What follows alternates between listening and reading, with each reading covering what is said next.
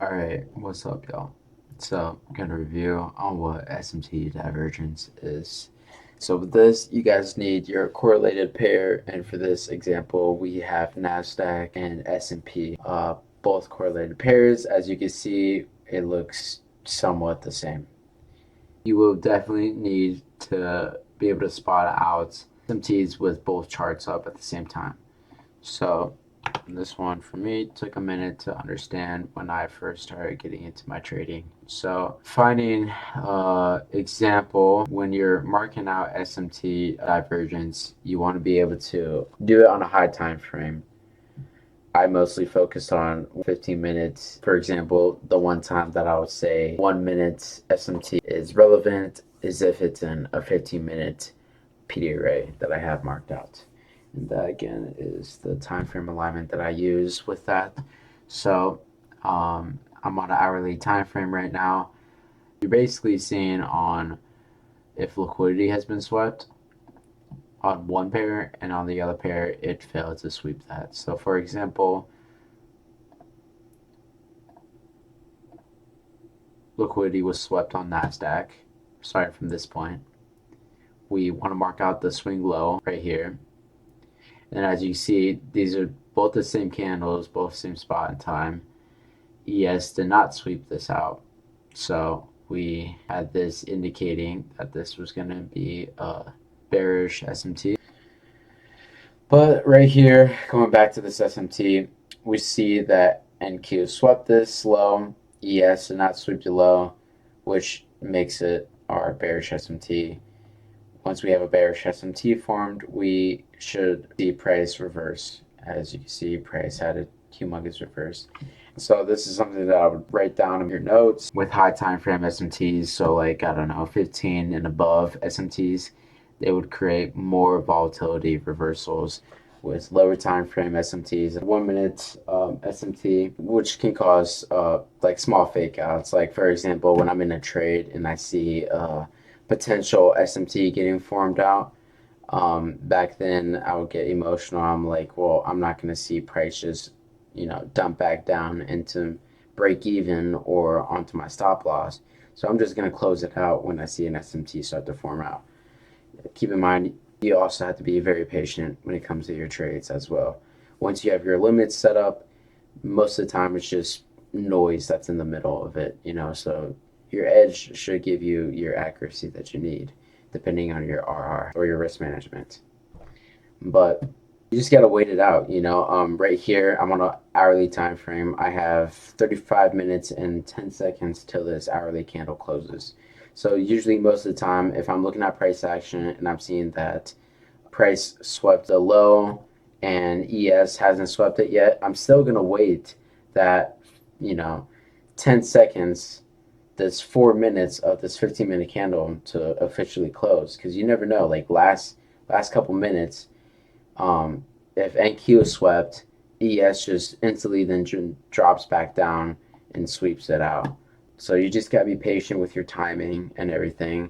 Sometimes how I used to view it is I'm thinking, okay, NQ swept this low right here. This is gonna predict ES that it will start to come back down and sweep that low as well. I mean, by looking at this is a huge gap, so there's no way, let's say in 4 minutes, we had a 15-minute candle that was going to close. Or if anything, shorter, like a minute. There's no way that we're going to see a minute of the 15 minutes candle close and see price just dump all the way down. But with correlated pairs, kind of like predicts the future on where price is going to be at with one of the pairs. So sometimes if one sweeps liquidity on one other side, then you're going to expect that side to sweep liquidity. But by looking at the time frames and when the candles are going to start closing, and you see that it's not going to make it in time, that's when, with market experience, you're going to be able to tell when the SMT is going to be formed at that moment. I'm going to go ahead and find another example. So this right here will be called a bearish SMT, having a reversal of bullish order flow. I'm going to go on an hourly time frame and see if I can find any examples. We're going to see if we can find any bullish SMTs get formed. So then again, with bullish SMTs, you're looking for a buy side liquidity get swept on one pair and the other fails to sweep that. We call that pair that fails to sweep that liquidity, the lagging pair. Right here. So we have our swing point right up here, our liquidity marked out. Go to the same pair, we mark out the same candle. What do we notice right here? NQ swept and ES failed. So this right here could be an example of, so this was Friday and Sunday.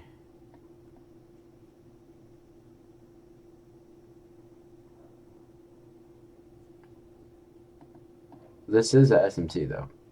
This is a SMT, bullish SMT, indicating price was going to have a reversal.